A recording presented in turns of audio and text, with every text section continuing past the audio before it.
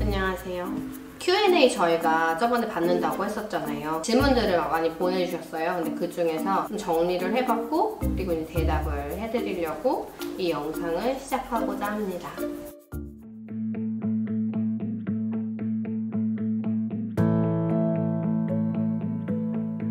첫 번째 질문자는 꽃을 평소에도 좋아하시고 막상 꽃일을 시작할 생각을 하니 정말 잘할 수 있을지, 시작만 하고 마무리를 못하지는 않을지, 그러니까 지금 되게 고민이 많으신 것 같아요. 그래서 어떻게 시작해야 할지가 고민인데, 주변 사람들은 평생교육원이나 문화센터에서 한번 해보고 결정하라고 했대요. 근데 이게 맞아요.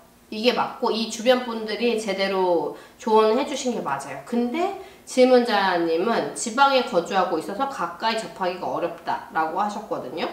계시는 지역이 어딘지 모르겠지만 이렇게 접해보시는 게 제일 중요한 거예요. 이게 문화센터가 됐던 그 지역에 꽃집이 있지 않나요? 꽃집에서 그냥 원데이 클래스나 이런 걸 조금 들어보신 다음에 이게 꽃을 그냥 좋아하는 거랑 내가 진짜 이거를 잘하는 거는 조금 다르거든요. 저는 화훼 디자인과를 나왔는데 들어가기 전에 사실 11주 코스를 듣고 했어요. 근데 일주일에 한 번 가는 거였기 때문에 사실 11번 들은 거죠. 근데 11번을 들으면서 내가 이게 소질이 있고 재미가 있구나라는 걸 알았기 때문에 대학을 지원을 한 거였거든요. 아무것도 해보지 않고 고민만 하는 거는 도움이 되지 않는 것 같아요. 그러니까 고민을 많이 하시고 계신데 어쨌든 찾아보시면 있을 것 같아요. 그러니까 꽃집의 작은 클래스나 이런 거라도 나이도 적지 않아서 꽃을 배우고 경력을 쌓기까지는 힘들 것 같다는 생각도 듭니다 라고 하셨는데, 힘들 수도 있지만 어떻게 하시느냐에 따라 달라요. 나이는 글쎄요, 어떻게 보면 중요한 부분이지만 중요하지 않은 부분일 수도 있다는 생각이 사실은 들어요. 꽃일을 시작하고자 하는데 어떻게 시작할까요? 라는 이 질문에는 사실 답을 알고 계셨어요. 평생교육원이나 문화센터나 유튜브나 이런 동영상을 봐서는 알 수가 없어요. 내가 직접 해봐야 알지. 그러니까 부딪혀보시고 해봐야지 알 수 있다고 생각을 해요. 그래서 그게 짧은 경험일지라도 한번 해보시고 좋다고 생각이 드시면 플로리스트에 이제 입문을 하시게 되는 거라고 생각이 듭니다. 그리고 두 번째 질문은 플로리스트랑 화훼 기능사는 많이 다른가요? 라고 질문을 하셨는데, 아니요, 똑같아요. 플로리스트랑 화훼 기능사는 같은 거고요. 화훼 기능사는 플로리스트가 되기 위한 가장 기본이 되는 자격증의 이름이 화훼 기능사입니다. 그래서 플로리스트가 되기 위해서는 공부를 하시는 게 좋겠죠? 화훼 기능사 자격 공부를. 플로리스트로서 알고 계셔야 되는 기본적인 그런 이론이 화훼 기능사 이론에 들어가 있기 때문에 하시는 게 좋다고 저는 추천을 해드립니다. 그리고 그 다음 질문은 화훼 기능사 자격증이 창업에 도움이 될까요? 네, 그러니까 화훼 기능사 자격증에 대한 질문이 되게 많은 것 같아요. 근데 화훼 기능사 자격증은 가지고 계시면 도움이 분명히 됩니다. 가지고 있다가 중요한 포인트라기보다는 그걸 가지고 계시다는 거는 기본적으로 이 사람이 이 공부를 했다라는 거를 증명하는 거잖아요. 사실 지식을 가지고 있는 전문 플로리스트가 되는데 노력을 했다라는 뜻이기 때문에 추천을 해드립니다. 저는 영국에서 대학을 다닐 때 그 대학교에서 자체 과정 자체가 1학년이 뭐냐면 시티 앤 길즈 레벨 2를 취득하는 게 1학년의 그러니까 마무리였고, 2학년은 시티 앤 길즈 어드밴스드 플로리스트리 레벨 3 이거를 취득하는 게 과정이었어요. 그렇다 보니까 이제 그 자격증도 땄고 한국에 돌아와서는 화훼 기능사가 아닌 화훼 기사, 기능사보다 더 한 단계 높은 거죠. 기사를 자격증을 취득을 했는데, 그 이유는 제가 이제 한국에서 활동하는 동안 학생들을 가르치기 위해서는 제가 한국에 맞는 그 공부를 해야 된다고 생각을 했어요. 그래서 이제 기사 공부를 했고, 기사 자격증을 취득을 했고, 그 다음에는 조금 더 공부하고 싶어서 석사 과정을 들어간 거죠. 근데 석사 과정은 이제 디자인 과정을 들어간 게 아니라 그 환경원예학이라고 해서 그 꽃이나 식물의 기초를 더 닦을 수 있는 그런 과정을 선택했었던 거예요. 그래서 저는 당연히 화훼 기능사 자격증은 취득을 하면 좋다고 생각을 하고, 자격증 유무가 창업에 크게 영향을 줄지는 질문하신 분의 능력에 따라 다를 것 같아요. 충분히 디자인 감각이 뛰어나고 공부를 많이 하셨다면 꽃집의 사장님이 화훼기능사 자격증이 있는지 없는지는 별로 궁금해하지 않을 것 같긴 해요. 이 집의 꽃 디자인이 예쁜가? 내 취향에 맞는가를 고려하지. 근데 이제 가르치신다면 당연히 있으면 좋겠죠. 국비 지원 학원에서 수업을 듣고 계신 직장인분인데 내년 봄쯤 꽃집에 취업해서 1, 2년 정도 실력을 쌓은 뒤 창업을 하고 싶다.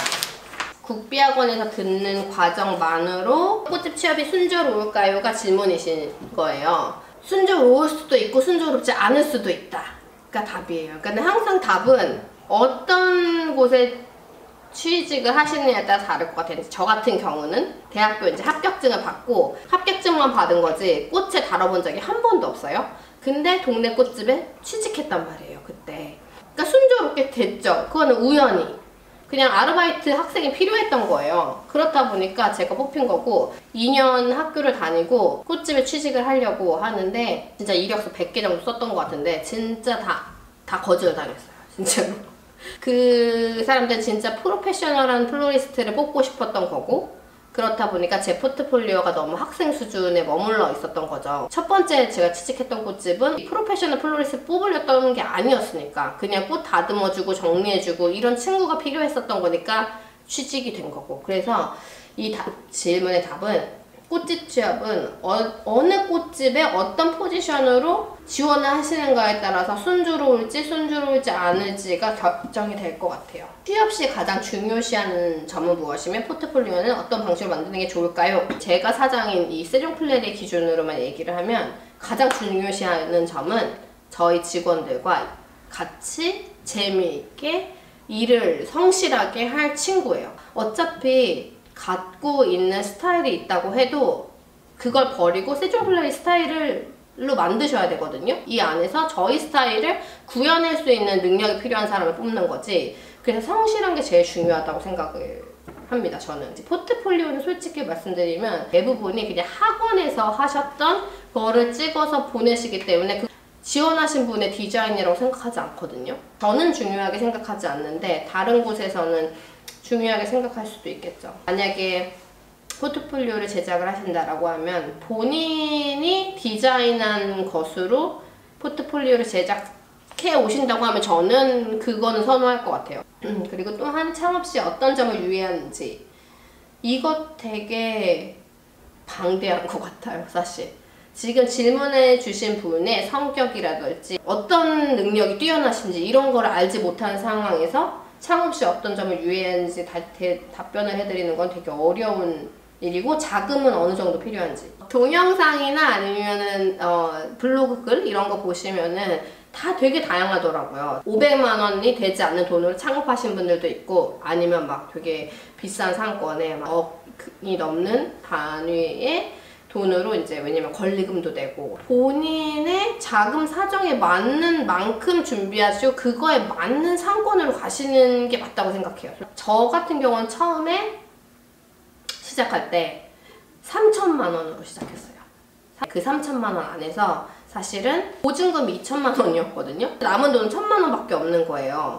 비즈니스의 B자도 모르던 상태여가지고 그런 계획이 하나도 없이 시작을 했는데 원래는 앞으로 1년 동안 내 월세, 기본적인 금액 그걸 다 가지고 시작하는 게 맞다고 하더라고요. 1년 동안 사실 이 돈을 소위 말하는 대로 이제 까먹는다라는 걸 준비를 하고 해야 사람이 이제 초조하지 않고 일을 진행을 할 수가 있는데 만약에 월세가 50만 원인 곳이다.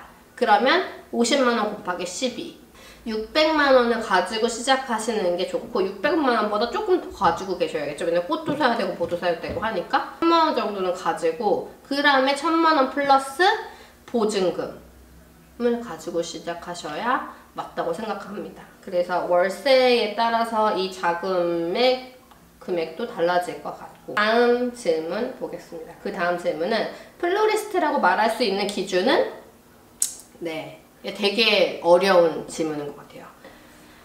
본인이 자신이 플로리스트라고 말하는데 아무런 부끄러움이 없으면 된다고 생각합니다. 플로리스트라는 거는 전문직에 속하는 직업이잖아요. 어떤 사람이 나에게 질문을 해도 꽃에 대해서 잘 알려줄 수 있고 부끄럽지 않은, 그러면 플로리스트라고 말할 수 있을 것 같아요. 경력에 상관없이. 그 다음 질문은 창업 준비 과정에서 탁월한 위치 선정, 꽃집에 알맞은 월세는 어느 정도인지 궁금해요. 제가 이걸 알면은 부동산 전문가가 되어서 많은 꽃집에 컨설팅을 해주면서 돈을 많이 벌지 않을까라는 생각이 드는데, 만약에 이 사람이 한 달 매출이 1억이라고 해봐요. 근데 1억 2천을 쓰면 그게 무슨 상관인가요? 1억을 벌고 있는 게 매출이 600만 원이다. 근데 나가는 돈이 100만 원이다. 그럼 500만 원 번 거잖아요. 그러니까 그거는 전혀 상관이 없을 것 같아요. 꽃집에 알맞은 월세는 적으면 적을수록 좋다. 그래서 탁월한 위치 선정은 본인이 잘 아는 곳, 그러니까 그곳의 상권이나 여기에는 뭐 20, 30대가 많이 오는 곳이다, 아니면 여기에는 5, 60대가 많이 사는 뭐 마을에 지역의 꽃집이다, 이런 거 있잖아요. 근데 본인이 잘 아는 곳. 저도 처음에 했던 꽃집은 제가 나고 자랐던 곳이었거든요. 근데 전혀 다른 곳에서 한다면 좀 어려울 것 같기는 해요. 그래서 가장 탁월한 위치는 본인이 익숙한 곳일 것 같고요. 슬럼프가 올 때는 어떻게 극복하셨나요? 근데 저는 원래 조금 성격이 초긍정 대마왕 막 이래.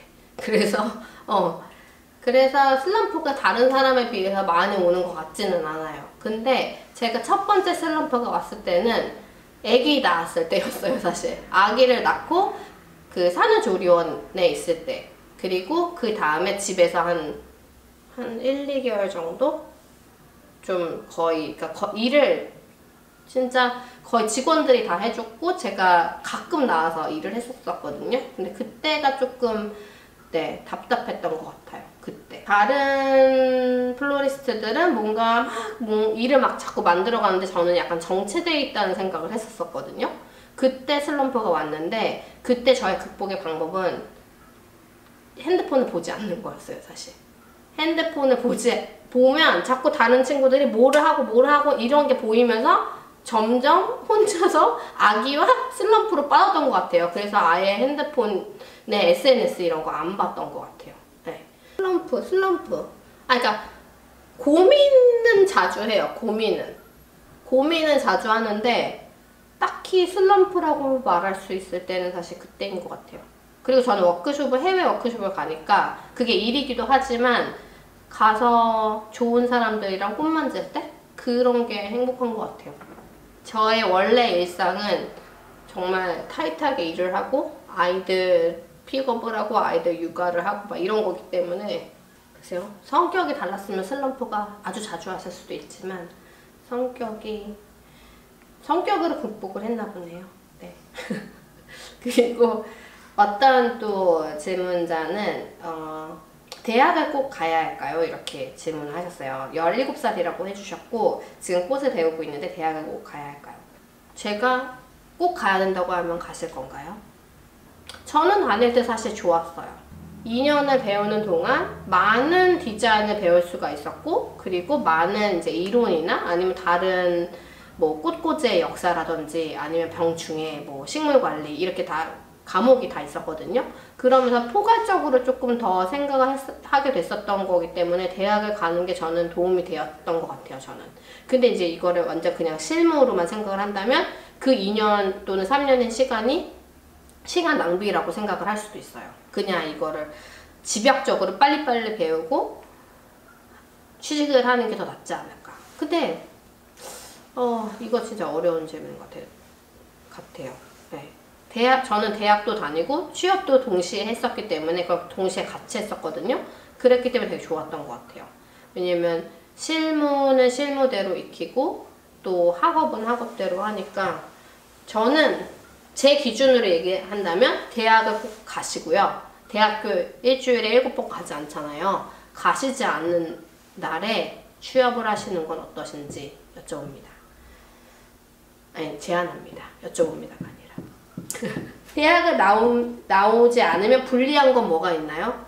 제가 누군가를 뽑을 때 대학의 뭐 레벨이나 아니면 대학을 화이트 디자인과를 나왔는지 이런 거 전혀 하나도 안 중요해요. 저희 스튜디오에 취직하신다면 불리한 건 없어요. 성실하지 않으면 불리해요.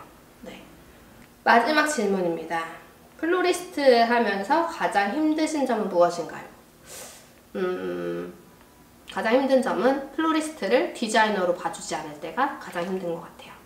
그러니까 이거를 그냥 꽃을 시장에서 사서 그냥 파는 사람으로 볼 때, 내가 그동안에 이거를 관리를 하고 이거를 어떤 식으로 디자인을 해서 하나의 부가가치를 창출하는 직업이 플로리스트란 말이죠. 이거를 단순히 꽃을 뭐 2단을 사가지고 뭐 3배를 받고 2배를 받고 이게 중요한 게 아니라, 그러니까 디자이너로서 봐주실 때가 가장 행복하고 디자이너로 안 봐주실 때가 가장 힘든 점인 것 같아요.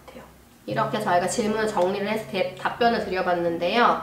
만약에 추가적으로 질문이 있으시면 또 댓글을 달아주시고 아니면 메일이나 뭐 DM 보내주시면 또 한번 답변을 해드리도록 하겠습니다. 사실 이 질문하신 분들의 이 디테일을 제가 모르니까 되게 추상적인 답변이다 라고 말씀을 하실 수도 있는데, 네, 그러면 스튜디오를 찾아오세요.